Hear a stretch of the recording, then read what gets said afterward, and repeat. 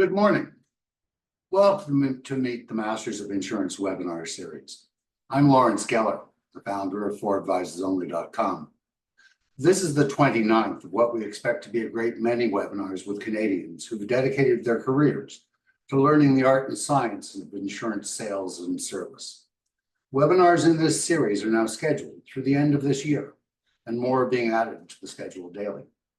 Over the years, I've observed that every successful insurance agent who I've met has succeeded differently, even if they're in the same field, deal with similar clients, and even if they're related or in business together. This is what makes the sale and servicing of insurance one of the best careers that I can imagine. It is possible to become a success in our business with diligence, integrity, and experience. With this webinar series, we intend to prove that any type of person can succeed with time and hard, thoughtful work. Our goal is to create a video record for each of these masters of insurance so that some of their experience and expertise will be available to anyone who'd like to learn from them. Today, we have Gord Hart with us. Gord is the CEO and chairman of Selectpath. He's a designated certified employee benefit specialist, a designated group benefits associate, a designated registered pension associate, a designated registered employee benefits consultant, a designated certified health insurance specialist, and a designated registered health underwriter. Selectpath was formed in 1999 through the merger of two companies, Sabaran Financial Group and Select Benefit Services, with a vision of offering a broad range of products, services, and expertise to their clients and delivering superior client service. But since 1993, Gord has been a trusted advisor to numerous organizations with workforces ranging from 3,000 to 5,000 plus employees. As the founder, president, and CEO, Gordon successfully realized his vision of establishing one of Canada's premier independent advisory firms, recognized for its size, knowledge, and reputation. Recently transitioning to the role of CEO, chairman, Gordon is steering the company towards its next phase of growth while upholding its commitment as an accredited B corporation. Gordon's expertise lies in crafting efficient and effective total compensation strategies, providing invaluable benefits to his clients. His innovative approach to benefits and pension planning has resulted in the development of groundbreaking solutions, including the benefits family of collective purchasing plans, Selectpath Pooled Plan, and Selectpath Small Group Flex. Under Gordon's leadership, the advisory team, named Artemis, has achieved an outstanding 83 Net Promoter Score, showcasing the team's commitment to client satisfaction. Since its inception, the team has maintained an impressive client retention rate of over 98.5%. As a visionary leader, Gordon continues to drive excellence in the industry, ensuring his clients receive top-notch service and innovative solutions tailored to their unique needs. Dave Patriarch will be interviewing Gordon. As you know, we have now booked webinar interviews through the end of 2024, and new dates are being added regularly. If you know of anyone who we should be speaking with about becoming a Master of Insurance webinar interviewee, I guess, please let me know. Thank you. Over to you, Dave. Thanks very much, Lawrence, and welcome, Gord. With that bio, it's funny, we did a practice the other day and I wasn't listening to the bio. I feel like everything is right there and we're just going to kind of tear apart some of that. So we're going to step back to the beginning of how'd you get started in the business. I think that Lawrence said it was 1999. Run us through kind of the beginning days of how Gord decided life insurance was not going to be the only thing he sold and how you kind of evolved in the first few years. Sure. Yeah. So for a bit of context, I grew up in Ottawa. I was a son of a physician who was primarily on the medical education side and actually developed an international medical school in Kuala Lumpur. So, growing up, I had some exposure to the Canadian healthcare system. Clearly not smart enough to get into medical school. So granted myself with an economics degree from the University of Western Ontario. And so when I graduated in '93 in the financial crisis, not a whole lot of opportunities. And so my favorite story is I sent out 157 letters, received back 155 no's and 2 appointments, one with London Life in Ottawa and one with Sun Life in London, Ontario. At that time, I'd seen my now wife, Leslie, who was still finishing up her 4th year in clinical nutrition. And so went to Ottawa to meet with London Life, and interestingly enough, the branch manager showed up with a sweater vest and cowboy boots. And of course, at the time I graduated, I had this vision of international finance and you know, working in Geneva and you know, jet setting the world, helping organizations with funding. So that came crashing down in that meeting. And funnily enough, my next meeting with Sun Life, you know, individual showed up, suit, kind of more of what I was looking for, which kind of started that process. So I worked there for a number of years, and that led me to my initial partnership in Select Benefit Services, in partnership with Wayne Kosh. That was facilitated through an account executive at the time, Great West Life, who is that individual who actually became a partner in Selectpath at a later date. So, you know, looking through the industry, I started my career, you know, not wanting necessarily to sell life insurance. It is nighttime and weekend activity. What I came to realize was, you know, wrestling over a $15 check is no different than wrestling over a $5,000 check, plus, you know, a lot of daytime activity between 9 and 5 when you typically cannot see the individual life insurance candidate. So started a process, went through the Dun & Bradstreet directory, started in A. I did eventually work my way to Z, and made, you know, approximately 150 to 250 calls a day between 9 and 5, you know, trying to establish a connection with organizations around employee benefits. Let's pause there just for a sec. You did do the regular route of, you know, life insurance, your 100 friends list and everything Yep. else. How long did it take you to get to that kind of realization that you wanted to kind of shift it from a dining room table nights and weekends to daytime business activity? Yeah, I think it was reasonably early on. When I, you know, dug in, from Ottawa, now living in London, no natural market.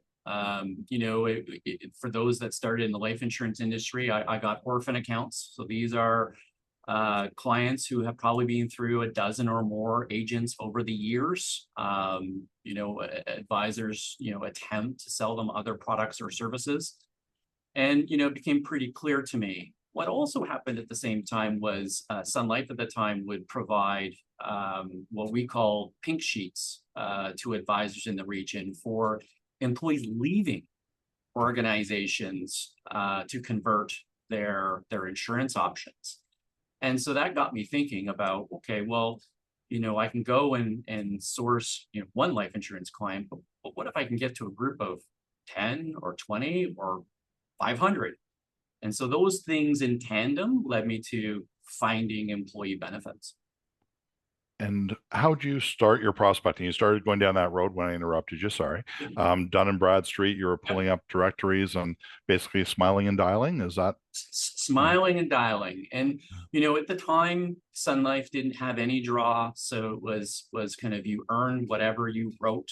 I paid for my office, I paid for stamps, I paid for telephone line and fax line and clerical support.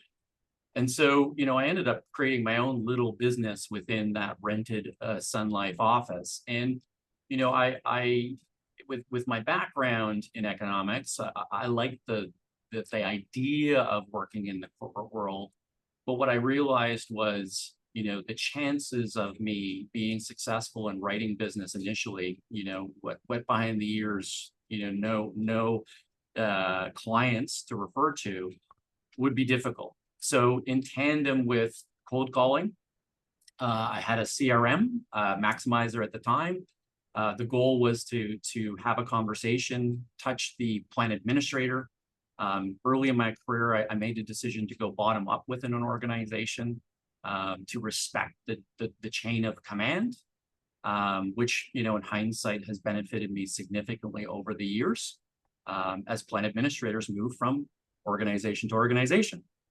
But also at that time, you know, there were advisors in my office who had some group clients and really were not specialized. Saw a young kid who understood math and statistics.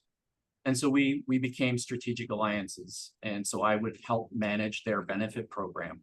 Those clients then helped me use their names as leverage to acquire more business and so on and so on, you know, through that growth.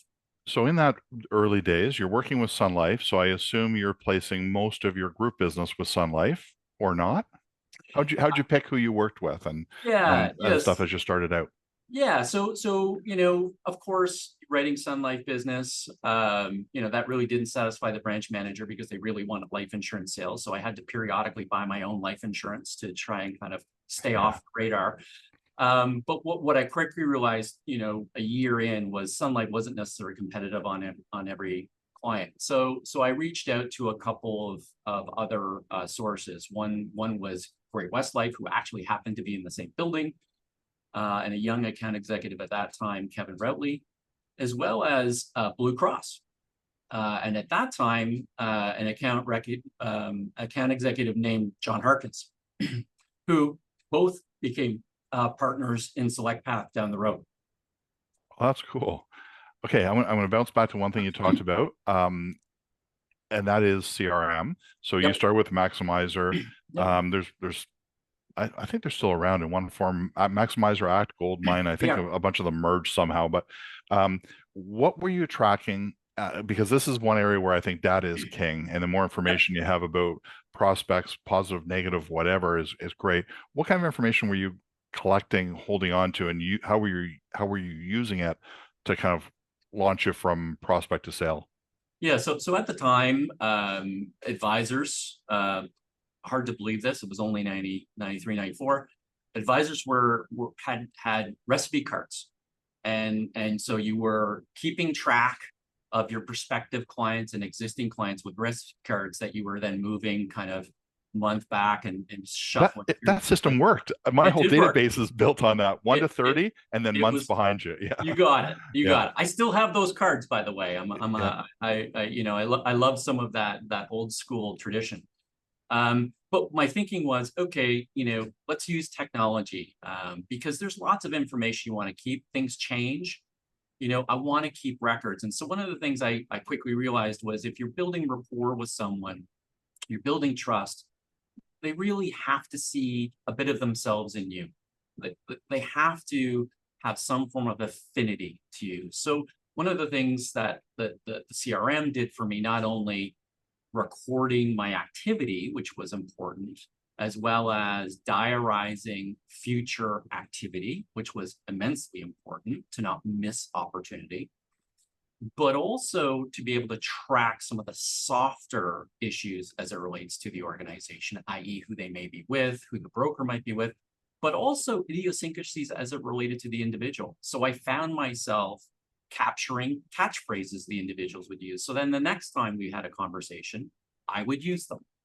And interestingly enough, you know, it builds a level of rapport with individuals. And again, we are in a relationship business. And so the quicker you can establish that rapport, the better. I think that's key, and I agree 100%. I did the same thing. And I remember a situation where a client, we'd been speaking for 5 or 6 years, at renewal, kind of just never quite there. And then on the 5th or 6th year, got them. And I said, okay, we should probably get together in person rather than just a phone call. And he said, I don't need to. I know everything about you, and you know everything about me. And it was just kind of every year, you know, we'd start the conversation. Well, your last 3 years increases have been this, this, and this. You've been with this company and this company, and being able to share that, instant rapport, instant trust, instant validity. So you got a CRM, you're collecting data, you're focusing on group more. Did you end up making the decision to leave life and living benefits and stuff behind altogether, and go all group, or did you end up kind of trying to be a bit of a generalist for a while, or how'd that part evolve? Yeah, so once I started to get a little bit of critical mass, and so for me in my first year, I believe I wrote about $7,500 in commissions after 12 months of work. Good Keep in year, a mind, good I year. had to pay rent and stamps and telephone line, so I think I lost money. What I came to realize is to try and understand all the idiosyncrasies of all of the product offering that is financial services. And it is an immense platform of products and services.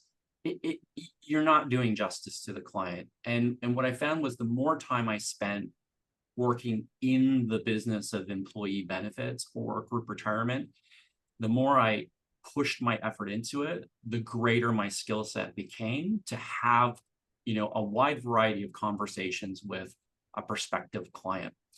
And, it was a differentiator for me when my age may have been an issue relative to my peer competitors to say, I am focused on this one task.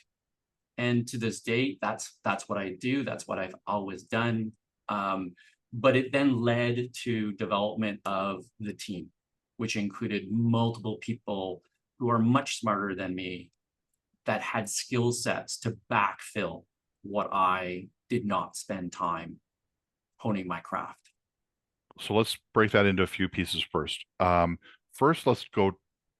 How'd you do your marketing? Did you have target markets? Did you, as you're kind of building out this team and building out this business and focusing on group, what kind of led you down the different paths to where you kind of ended up as far as, I guess, target markets mainly? Yeah, so it started really with an alliance case with another Sun Life agent that happened to be in the transportation business. I used that as leverage to get into another. And what I found in that vertical was that's an industry where the margins are very tight. The business owners know their margins very clearly, and the business relies not only on equipment but people. And trucks don't drive without a driver. Potentially they might, but they didn't at that time. And so, you had an industry where it was people-centric. You also had some unique risk as these drivers would move across border, out of country, and helping understand the idiosyncrasies of that. And, even today, most benefit plans have a waiting period of 3 months. Well, these individuals were now driving a truck with the client's logo on it and potentially without coverage for 3 months as they go through their probationary period. So I worked on finding solutions to navigate that risk. Of course, that led to more business. And then that in culmination led to the start of my first Beneflex buying group or consortium underwriting program. And so that one started out mainly trucker transportation focused to build up that block. And like you said, a great area that's, I would say, underserviced because of its unique things. I mean, everything from how many hours a week do you work? I'm on nonstop for a while and then I'm off, and all sorts of things. And like you said, the U.S. cross-border issue is a unique risk in itself. So, there's this great story I heard many years ago.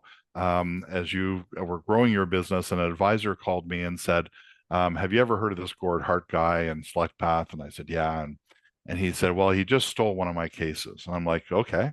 And he said, but he called me. And I'm like, okay.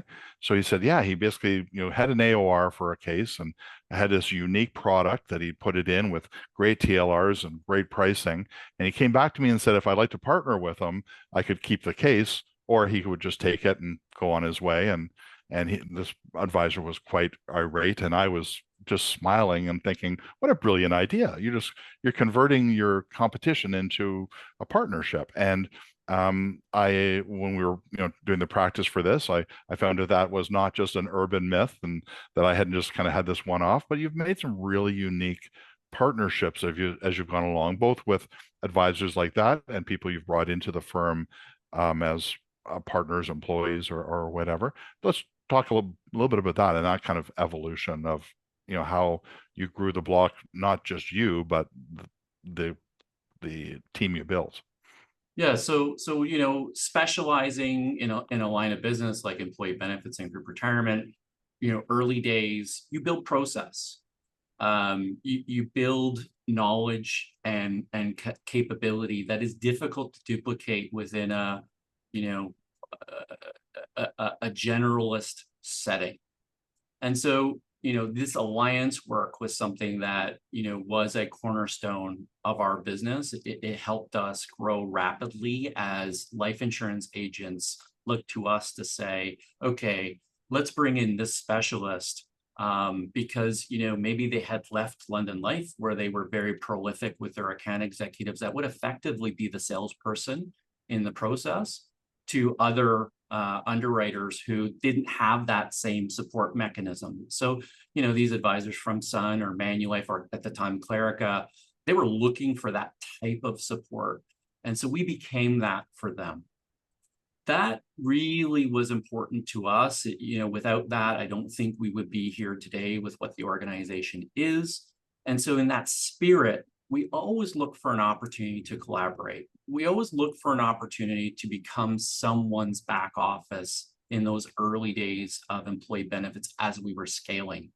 Because really the secret to having leverage with the underwriters is having scale. And so the beauty of this alliance work was access to scale while still maintaining an incredibly strong relationship that these generalists had with the decision maker, which really let us focus on our technical expertise. Yeah. And I mean, knowing the fact that 50% of all group insurance cases are sold by advisors who sell one or less a year, you kind of start to see very quickly how the value add by group focused specialized people just outweighs what you get from everybody else. You talked about kind of building knowledge, building the team and stuff. Let's just kind of maybe step back and go, how'd you learn? Where did you pick up all this stuff? And kind of one of the industry's great failings is, I think maybe since the London Life days and of the past, we don't really have great group school anymore. I mean, Great West carries it on to some degree, but where'd you pick up all your knowledge? Where'd you train, learn? Did you have mentors? Talk about Yeah. that for a bit.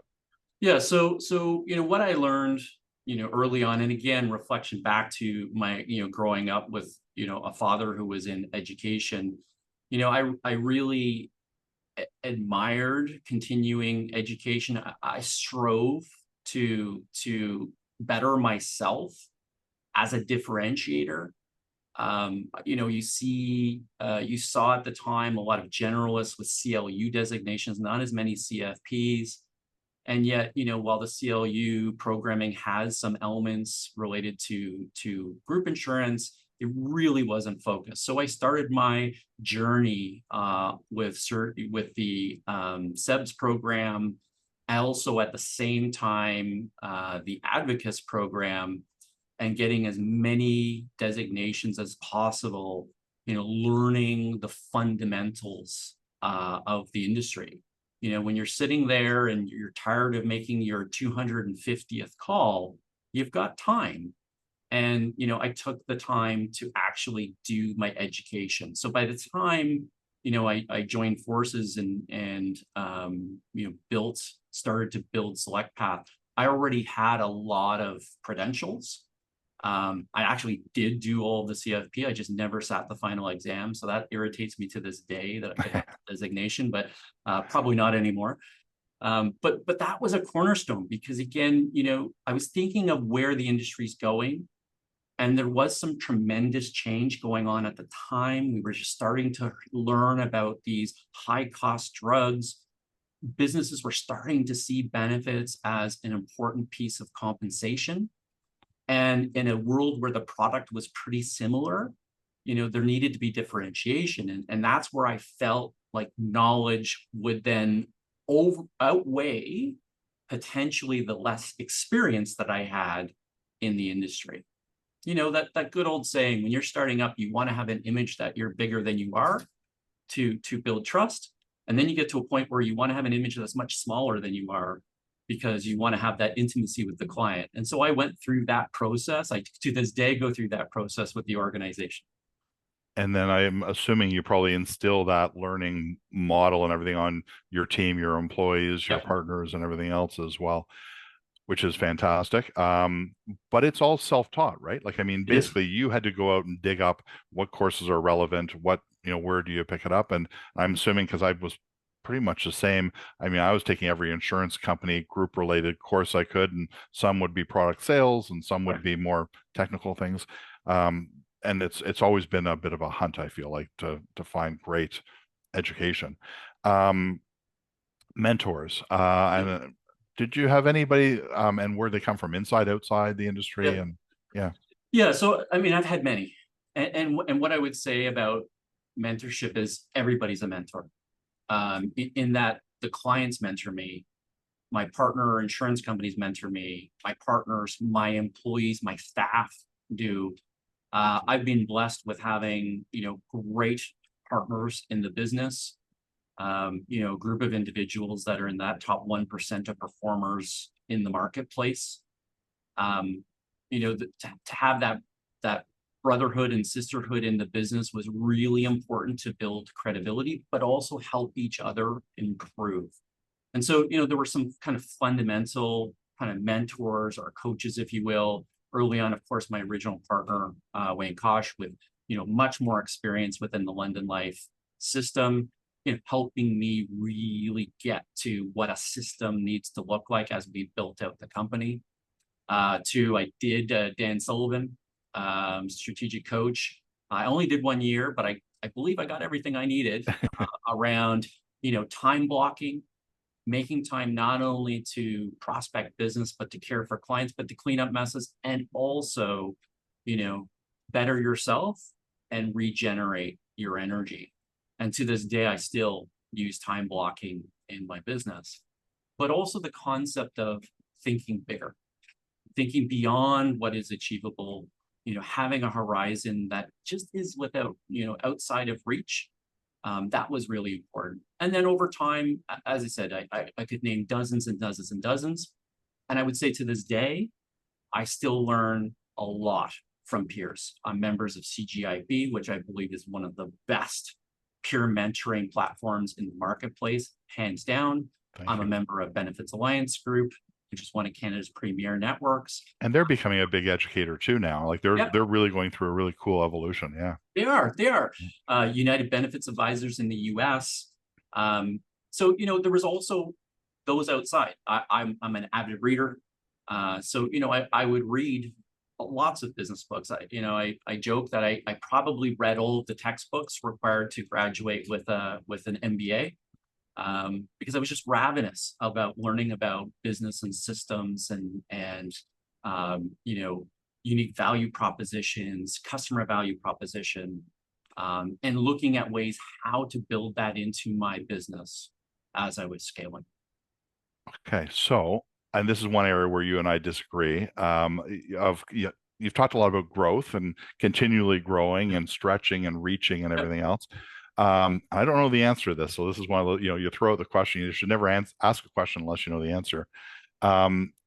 Is there a place for the independent advisor? So keeping in mind that who's watching this is both people that have been in the business for 10, 20, 30, 40 years, but also people starting up and looking to find a path. Is there still space for the independent advisor or maybe small group specialist versus the amalgamators and the growth? And you've been on both sides. You've been the little, then become the amalgamator to some degree and everything, but in a different style than others. What do you think? Yeah, I mean, I think consolidation is inevitable. Not only for the advisory channel, but also providers. That while the Canadian population is growing, the market is still limited. And so, the question becomes, how many partners do we need in Canada? I don't have an answer for that, but we have a lot in comparison to, the options south of the border. Understanding is a different mechanism. I would say on the advisory side of things, while the businesses may be independent or part of a consolidator, I believe it's about advisor spirit. And I found all kinds of entrepreneurial people who live in a very corporate environment and are tremendously successful. And I believe deliver top quality advice and guidance to their customers. I don't believe that you have to have a specific business structure to be successful for your clients. The only caveat I would have is, as I get older in my career and think about future beyond the business, legacy is immensely important to me. And so what I would say to the independent advisor is have your ducks in a row. And it's an area we sadly, it's a shoemaker's kids have no shoes. It seems like most advisors don't have succession plans, either emergency ones if you died today, but also long-term handing off, passing off, selling off the business, that people just don't prepare for it. I mean, our industry is notorious for having orphan clients because the advisors moved on. And I believe when you commit to a client, it isn't just a limited period. It is a lifetime commitment. Now, things change, their decisions may change, their organization might change.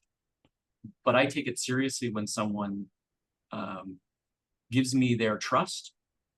And so it was imperative to me as we were growing the business, and we did a transaction in 2020 to join part of the Navicourt companies, is to create an environment where succession can continue to happen, but also continuity of care. Throughout my career, I've really tried to not be the bottleneck. If I'm not available, it's important that clients get what they need when they need it. That doesn't mean they don't have value. And that's unique. One of the things you talked about was you empower insurance companies to go straight to your client to resolve things more quickly, hopefully. And that I would say is a little bit different than a lot of people in our industry. Yeah, the way I look at it is, and maybe I'm getting soft in my old age, Dave.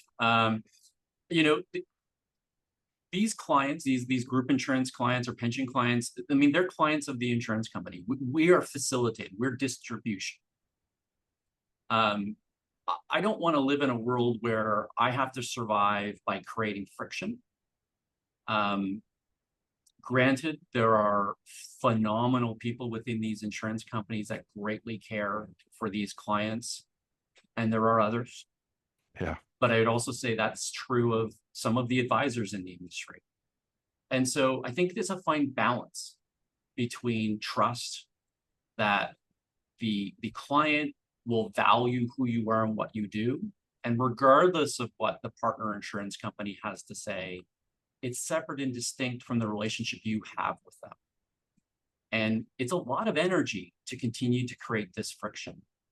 And in a time when insurance companies, in my opinion, are providing less service than they ever had before, the burden is coming on to organizations that specialize or work in the benefits field at an unprecedented rate.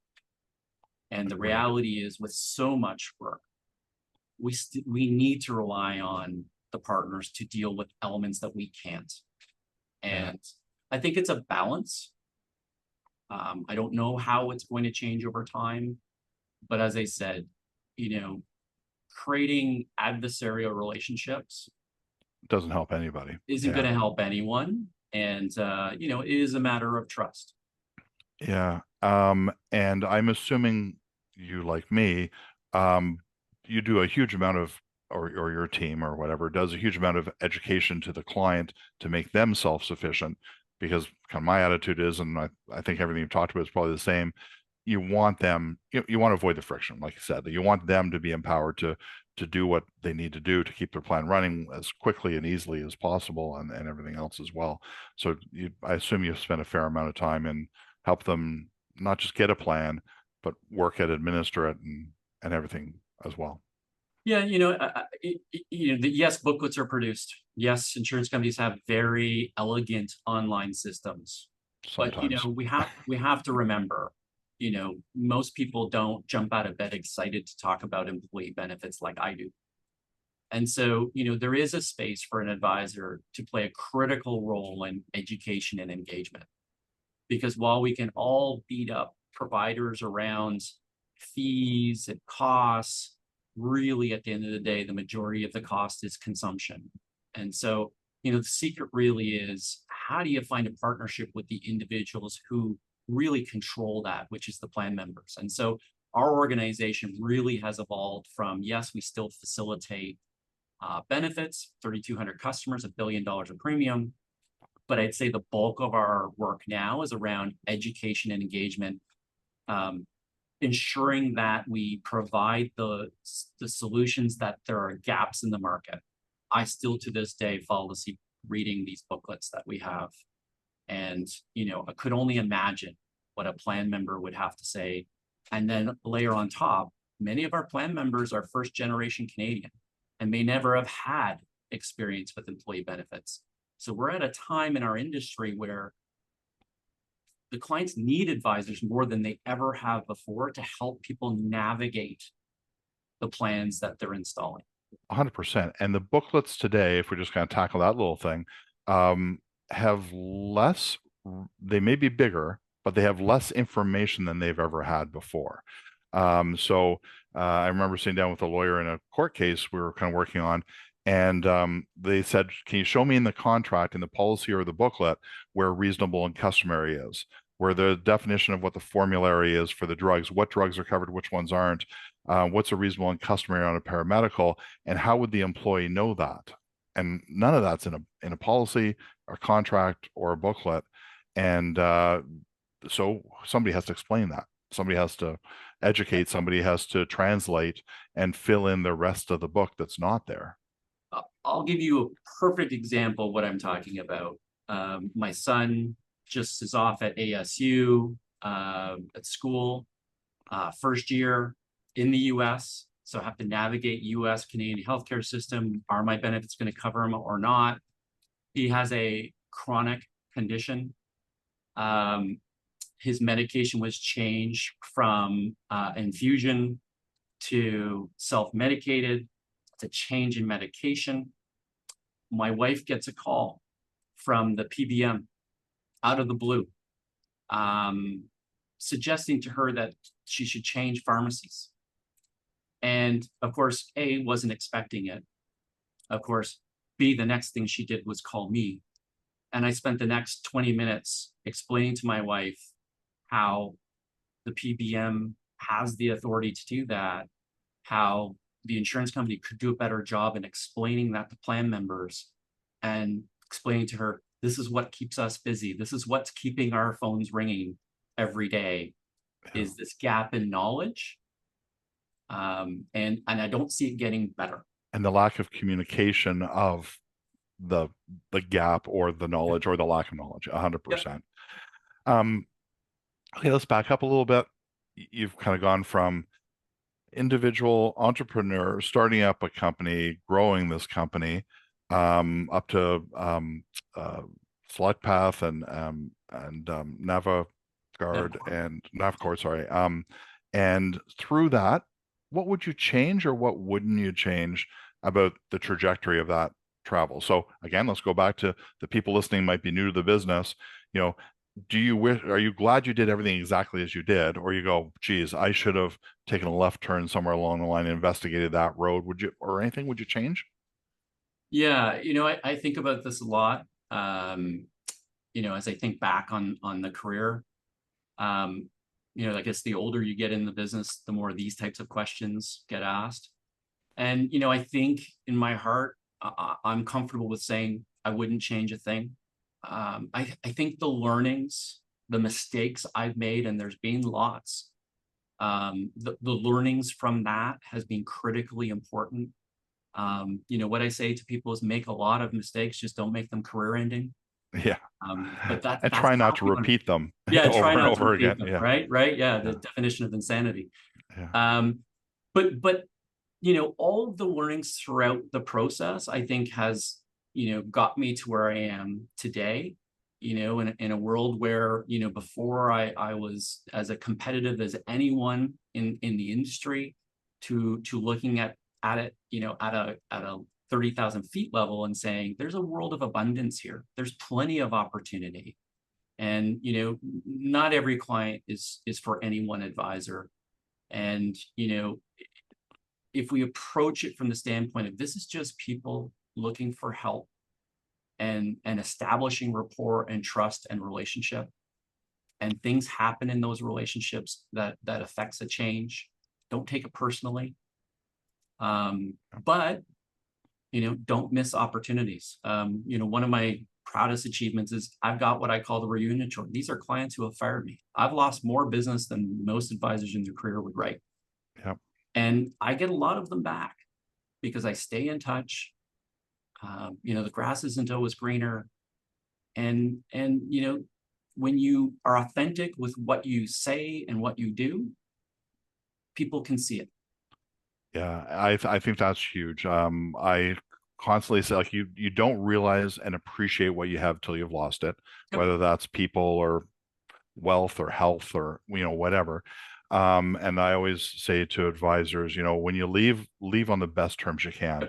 Support the leave, like give them the claims experience, whatever they need, help them through the process. And I would say, I don't know if it's more than half, but probably close to half of my lost clients I've had back a year or two later. And, you know, there's usually the, oh my God, I hate to call you and say you were right, but you know, you're right. Yeah. And it does pay off. And, you know, the trust, especially if you leave on good terms, is like, I trust you to go out and I trust you to come back. Right. And I think that's huge. And I think that comes with maturity, with time. I mean, I remember the first time I lost a client, you're probably the same, and you're just beating yourself up for what you could have done better. Then you're beating them up for being idiots. And, you know, you go back and forth on this pendulum. And at the end of the day, it was probably everything. They could have done better, you could have done better, and Yeah. stuff along the way. Oh, believe me, Dave, I blew up a lot of bridges in my early days. Yeah, I think we all have. And I say that one thing that I think we learn as we go along, or hopefully you learn, is how to steal the old term, field underwrite. Yeah. How to pick the good prospects. And I remember speaking at a Weston event and saying, you know, I'd probably take about 1 of 4 leads that come my way. And they go, well, what about the other 3? I'm like, well, they're just not good fits. You know, they want to shop every 6 months and find a better rate or something.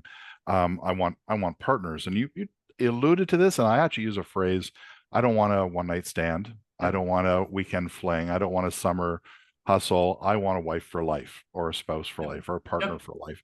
And when you walk into clients saying, you know, I want you for the next 30 years, you don't have to say it out loud, but that's the intent. You look at things a whole lot different. You look at right pricing rather than cheapest pricing. Look at value add, and it seems like you've kind of built all that into the process as well. Let's shift off business a little bit to who are you as an individual? I mean, yes, you do your perfunctory minimum 24 hours per day of work, but what else, you know, like drives Gord outside of the 9 to 5 or 8 to 4 or whatever you're working? Yeah, I mean, you know, the organization today is 88 people. So yes, that's one of the reasons why I stepped down as president more than a year ago. And our new president is unbelievably good at process. So that leaves me some time, to sink back. So throughout my career, I've always had a practice. I felt like it was important for me to have clients and have a practice. And so I'm doing a bit more of that. But also throughout my career, I've given back to community, really important to me, served on multiple boards, raised millions of dollars for not-for-profits and charities. You know, that giving back to the communities in which we work, I think, is critically important. That's where we got to the point of Selectpath being a B corporation. That really is an achievement I'm super proud of. You know, one could argue maybe it has business value or don't, but what's most important is a third-party validation of your beliefs and who you are as an organization. In a world of people being chameleons, this really does prove, you know, who we are in our core. So, you know, I've had a wonderful, understanding wife. You know, for any entrepreneur, especially in this business where you do have kind of crazy hours sometimes because of collective bargaining or whatever's going on with your customers, you know, to have a partner for 32 years is incredible. I've got 3 kids. 18, 21, 23. Eldest is going to be, is working towards being a doctor in medical school. Middle one working towards being a physician's assistant.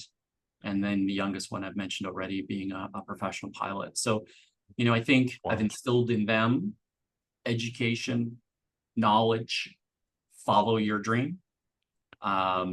You know, I really believe in passion projects. I'm a high level football coach and hockey coach, you know, because when I'm done my 24 hours in a day, I got another 4 or 5 I can do by jumping on the ice or getting on the football field. You know, I think teaching, maybe I should have been a teacher. But to me, educating, helping is what's, you know, core to who I am. And it's a big part of our business, like whether you got that from your father or, you know, us teaching clients, plan sponsors, also teaching plan members quite often. There's that education thing there. And, you know, I'm the high school dropout twice, and I think I got thrown out once. And I remember the guidance counselor saying, you know, when you do your aptitude tests, you're meant to be a teacher. And I'm like, oh my God, I can't think of anything worse. My mom was a teacher. I hated teachers. I was never in school. I was always skipping off to work. And funny enough, we end up now in this world where a lot of what we do is teaching. And you share back to CGIB on Slack and supporting other members and sharing stories and helping people understand and resolve problems. Like it's such an ingrained part of you in just even the little part. Like, I mean, we're not partners. We don't work together on a daily basis. We probably have a big conversation once a year. And yet, you know, you see the effect that you have out there. Obviously not just in your private community or your neighborhood and stuff, but in the industry and everything else as well. That's pretty cool. Okay, so we're getting into kind of the home stretch here, so we know a little bit about you. So let's kind of dig into and I agree about the supportive partner spouse. I think in my first year I made about 5,000. I started in 96. And I remember my wife several years later, once I'd kind of gotten a bit more established, she said, you know, you came home and you had said, I didn't take this case because they wanted to commit fraud. I didn't take this case because they, you know, it was absolute crap and a terrible fit. And she goes, and all I could think of was just sell something so we can pay the mortgage. And I'm like, yeah, but you never said that. And she goes, because you would have quit that day and gone and delivered pizza or done whatever it took just to make money and not followed this. And she goes, and I felt like you were doing the right thing, even though you weren't paying any of the bills. So, I mean, I could not have done without her. And we just passed 35 years of marriage. So she's a very patient person to put up with me. So again, going back, young people looking at this, newer people trying to find the group insurance path, what kind of advice would you give to them as far as, you know, like, how do you pick a specialty? How do you figure out where you want to be and I guess overall, what kind of advice would you give to the next person coming up behind you?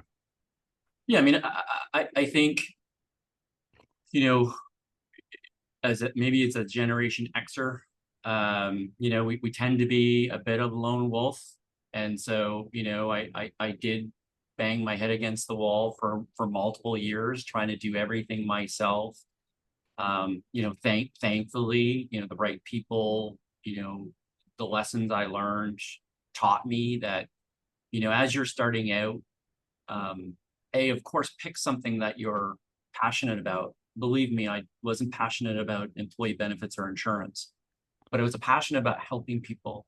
I was passionate about advocating for customers. I was passionate about innovation and trying new things in a business that is can be archaic at times. So that was first, have a passion about an element in what you do. Second, I would say, you know, build a team. And I hear this all the time. I'm going to add people when I get to X. And, you know, when you think about multiplying, you need that resource to get to X, and maybe you can get to X10 with that resource. So invest in yourself and your business. This doesn't mean that you have to have 88 employees and do $1 billion of premium, but, you know, having someone to rely on or an organization back office to rely on, I think is really incredibly important if you were ever going to be able to switch off the brain to have downtime.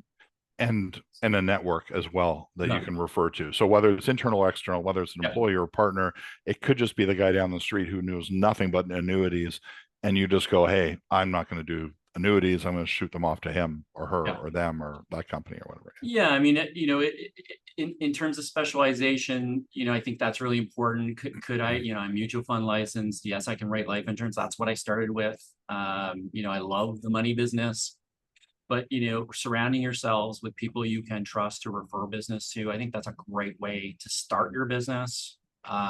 If there's a specialty you want to be in, there's probably a part of the business that an advisor doesn't love. And if you can fill that spot for them, that's a tremendous opportunity. And I bet you there's more than 1 or 2 or 10 advisors in that same boat. I'd say invest in education, especially when you're starting out. You're competing against individuals with 20, 30 years of experience. They'll play on that with clients. So you really need to have that confidence, which often comes from education. It doesn't have to, it can be experience, but I'd say invest in yourself, because clients are paying for that gray matter between your ears. And That's what makes you you. Yeah, we have that conversation come up because we have an industry where there's a lot of people that have 30 years of experience, but it's like a mile wide and 1 inch deep. Yeah. They've basically done 1 year of learning and repeated 30 years versus the people that have specialized, made knowledge, and information absorption huge. They're, 1 inch wide and 30 miles deep. And, all of a sudden you kind of go, there's huge value. You're not everybody's competition. You're only some people's, but you're also the solution for a lot of people. So Yeah. building out that knowledge set. Yeah, I'd also say think outside your industry. There's lots of other industries that have competitive pressures. I would say our industry tends to be one of the most competitive because the barrier of entry is quite low. But I'd look outside of our industry for inspiration around where potentially our industry can go. And so for those that embrace technology, you're in a very good place today as our business continues to evolve. I've heard this my entire career, have an ideal client. I don't believe in it. I've got so many clients that were 2 lives when I wrote it and became huge global corporations. Write a client that you have rapport with, that you love having engagement and conversations with. The money will work itself out. Yeah, it's a relationship. It's built on trust. It's adding value. And if you don't love the job, if you don't love what you picked, your specialization, that's bad. But if you don't love the clients, that's a huge problem. One thing I hear from advisors is, you can hear in their voice, they almost cringe when the client calls and it shows up on caller ID. And I'm like going, why are you cringing? And the biggest reason seems to be they're not reaching out and having good touch points. It's always pain points. It's always a claim didn't get paid. There's a problem. There's a bad termination. And I'm like, how come we're not talking about, how's business, how's life at other times? So kind of keeping that relationship open and more than just, I'm not just the problem solver. In a perfect world, I'm the problem avoider. Like we're going to avoid all the problems and set it up at the beginning. So that relationship matters huge. Yeah. We're just into the home stretch, and I'm going to say, Lawrence, if you're out there, if we've missed something you want to cover or any advice that you'd like to tease out that I haven't from Gord as we get into kind of the home stretch, jump in. Thank you, Dave. Gord, you mentioned that early on in Selectpath's journey, you had a 0-day qualification period. People were eligible for coverage from the first day they worked, I take it. And secondly, that you pooled benefits. I take it beyond just a single group employer, a single employer. That must have been difficult. How did you do it? Yeah, so I think this goes back to some of the things we've already touched on, trust, rapport. Early in my career, I built very strong rapport with some account executives that I still work with to this day. Their success has been my success and vice versa. And I think, thinking of other industries, and so whether it's P&C industry or other businesses that have, these buy-in group concepts,